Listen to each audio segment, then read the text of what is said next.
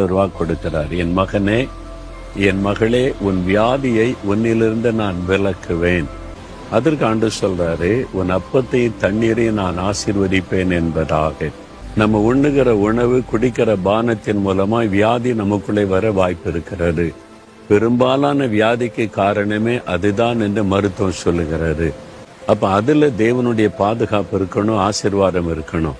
அதைத்தான் வேதத்தில் ஆண்டவர் சொல்றாரு, உன் அப்பத்தையும் தண்ணீரை நான் ஆசீர்வதிப்பேன். நீங்க சாப்பிடும் போது, ஏதாவது குடிக்கும் போது ஸ்தோத்திரம் பண்ணி ஜெபம் பண்ணி தான் குடிக்கணும். ஆண்டவரே, இந்த தண்ணீரை எனக்கு ஆசீர்வதித்து தாரும், இந்த பானத்தை எனக்கு ஆசீர்வதித்து தாரும், இந்த உணவை எனக்கு ஆசீர்வதித்து தாரும்.